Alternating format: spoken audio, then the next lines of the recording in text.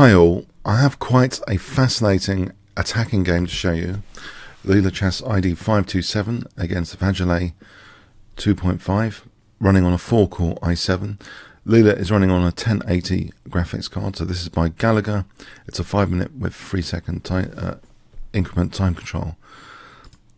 The book moves given to explore is the Pirc Austrian attack. So this is a very aggressive attacking opening. And after bishop d3, knight a6, we have, these are the standard book moves, but here is the last book move given to both engines to explore. Now, Vajolet plays bishop g4, which is reasonable. And in fact, black might be considering e6 in the future to transition the pawn structure. So this next move by Leela seems logical to make sure e6 is not a pawn break. Knight d7, we have a4, which makes sure in the future like b5 is going to be difficult in advance. Queen a5, and actually we have h3 here. Not worried about the double pressure on c3. This is just in time going to protect c3, but instead of taking on f3 here, black plays knight b6. We have bishop e2, because this position, if hg, it's just an even position here. Actually, nothing too special about it. So the bishop goes back to e2. Now black doesn't get greedy actually to try and take on c3. That looks just far too greedy on the dark squares, and instead plays bishop d7. That seems a lot more sensible, because if we look at this position, just trying to, in fact, you know, white doesn't even have to take here. Could even take like that. But even as a gambit, it's going to be a lot of compensation. This position. If you look at the dark squares, even as a gambit, that looks great potentially. Okay. So let's go back. So bishop d7, bishop d2, with the ideas like knight b5 here. We have knight b4.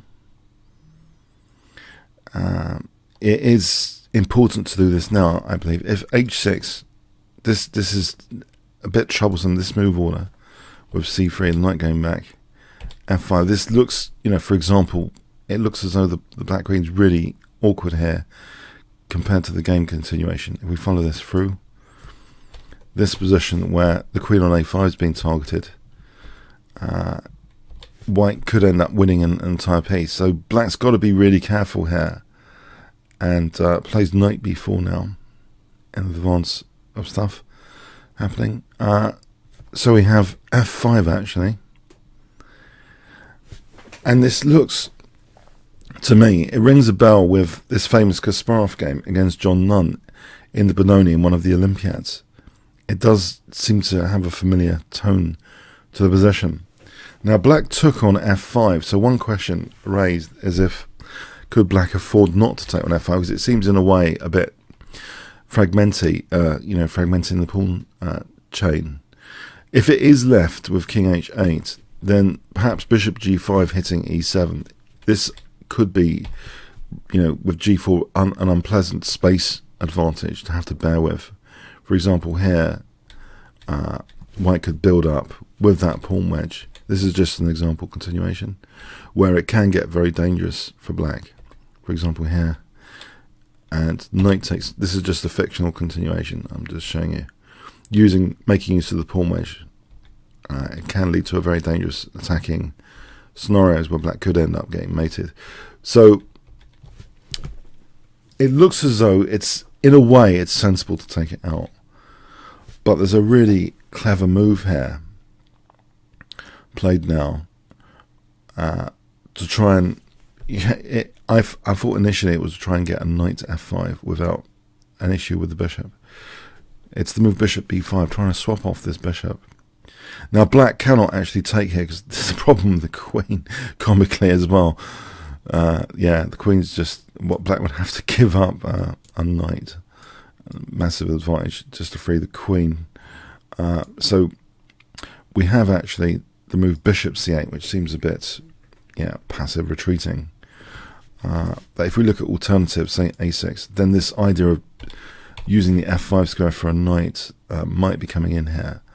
But first, even better might be bishop g5. This kind of position, where eventually, knight h4 is strong, really strong. And if black even plays e6, then there's access to a lot of vulnerabilities in black's position. And here, actually, tactically, white could break through with this knight sack. This is another fictional variation with a rook left, and black would have to give up the queen, for example, to avoid getting mated. White would have a big advantage in that fictional variation. So there are ideas that losing the light square bishop, this eventually with bishop g5, knight h4 is going to be more effective than it would be. So the bishop stands guard. Now this is a really fascinating kind of sci-fi discovery. I mean, I'm using like one of the top engines as well, check as well as Houdini. I'm using Stockfish 9 as well as Houdini 6, and they're indicating in this position that actually knight h4 was their preference. Now Leela actually prefers a different knight move, and I think you should just check this with your own engines to believe this. It's the move knight g5, and I literally see Stockfish 9 analysis with the knight being kicked back and coming back to f3, and that was the end of that. It's kind of so. However, I think to me it looks as though, I mean, I'm just guessing here. This is a hypothesis. I'm guessing that Leela ruthlessly pursues things when something is like a red flag in the position, and here it seems, Leela wasn't, considering this, but maybe the red flag in the position is black's king position without the h pawn. Because I've seen some games, even with Nakamura being taken down by much lower rated players, where he's like lost a key h pawn and been in real trouble with his king safety. Maybe this is just a hypothesis. Leela really ruthlessly pursues these ideas, and that's why this knight f3 wasn't the big idea, to just retreat, just to provoke a weakness, but instead to sacrifice. Instead, can you guess? If I give you 5 seconds. Queen h5. Yeah, this continuation. It's like Stockfish 9 is not really that entertaining to it at lower depths in any case. But the key element to me is black's h pawn is missing here. It's like a tooth is missing in black's king side. So why is this like worth pursuing? But before we get into this, one also has to rule out other stuff. Ideally, if f6, then knight takes h7 is strong. This variation shows that actually there's a key move here, bishop e8, which is comical in its own right. I know the bishop coming to just temporarily. I mean that disconnection totally exploited in this line. For example, like this, and then a rook left, and then this is devastating, absolutely devastating stuff. So that's pretty dangerous f6 to play here, because of knight takes h7. This is queen h5 and bishop e8. But let's rule that out then. So a6, then again queen h5, and now just the knight back here. If h6 is really this position where the queen's there. There's a big difference. The queen's on h5, so the knight retreat here is really a lot more dangerous for black, because h6 is taken. And then here, this position, black's king side is just in meltdown. There's a key, amazing tactical move in this position. I know, there's full of beautiful variations in this game. What can white play here if I give you 5 seconds? Okay, white can actually threaten mates in one, and if takes f6, this is just crushing, opening up the rook, and this just peels open black's king. Basically, this kind of thing peels open black's king. It's going to be really horrible for black. Black's totally busted there.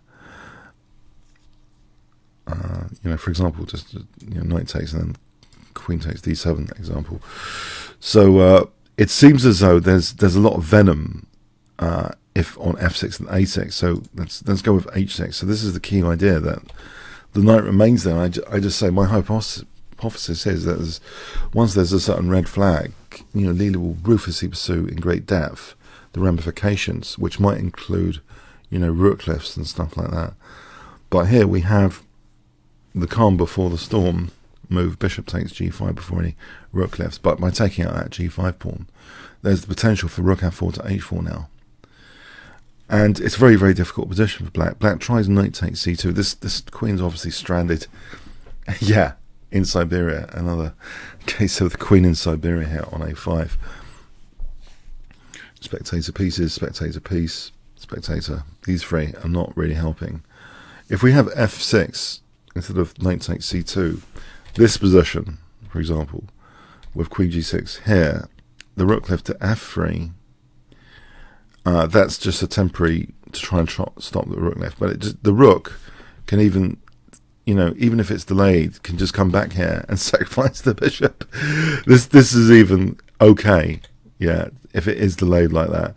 Because once this position happens, black's in real trouble. After king f8, e5 is the most incisive. Bishop takes, bishop h6. Black's actually starting to lose a ton of material. Back here, losing a ton of material back.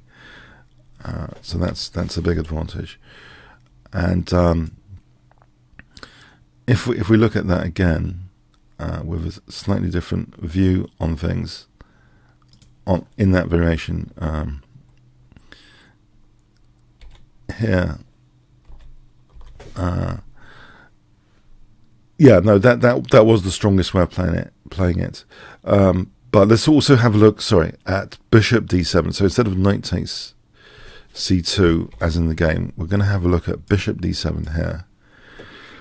Now bishop h6, f6. This is even more amusing when the bishop's kind of covering an exit square of the king. There's a really amusing move in this line, which I'm excited to show you actually, because I love these attacking positions. So rook f3 with the rook left now on the cards. And then rook g3 here. There's a wonderful move in this position, which is well, can you guess?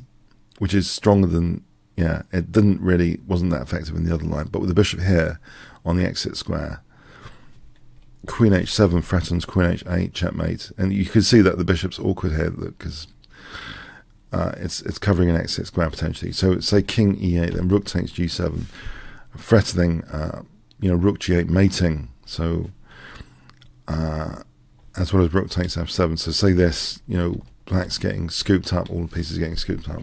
White has a big advantage there. So knight takes c2 was played, and we have the rook left like this, rook f4. Just offering the rook, it doesn't care about the rook. So all these pieces just lined up on the a file. Knight, queen, and rook potentially if knight takes. It's just a ridiculous scenario, totally ridiculous. Whilst white's just blasting the way through. F takes e4 was played. On f6 here, bishop h6, knight d7. This position, white can actually take on d7, which is reminiscent of Kasparov Nunn taking on d7. That knight's not being allowed anything. And then white just hacks, basically, ef threatening queen g6. So this is absolutely horrendous. Like rook h8, there's rook g4 check here, for example. That sort of example exists. So say bishop takes, then queen takes, and it's still horrendous. This is just a knight up for white, big advantage. So f takes e4 was played. Now bishop h6. So there's a big idea of just queen g5, for example, here. So we have this check, but in this position, black committed harikari with queen takes a4, and that's the end of the game. Alright, so you might wonder why, before we check queen takes a4 out. Well, say bishop f6, white can actually knock out the defense with rook takes f6. And you might wonder, hold on, well, g5's covered here and g4's covered. Alas, knight takes e4 threatens horrible things with knight f6. And here, if knight d7, that interrupts the g4 square. So that would be trivially mating.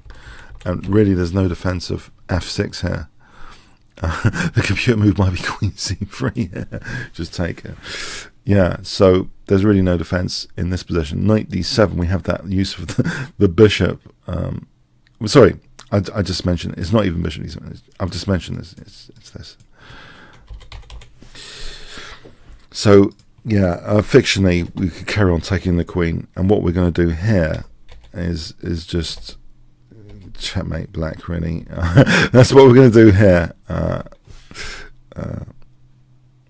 Yeah. You don't need an example of checkmate, do you? Here particularly. So, okay, let's go to the end game position. Yeah, quite a remarkable visual crush end game position. So, what really fascinated me about this little game, the profoundness of the attack. I wouldn't have thought, but being able to pursue rigorously. A certain possibility of the h-pawn being missing, I think, is a really interesting aspect of this game, and it seems even Stockfish might have underestimated a bit this knight g5, even though it's Stockfish.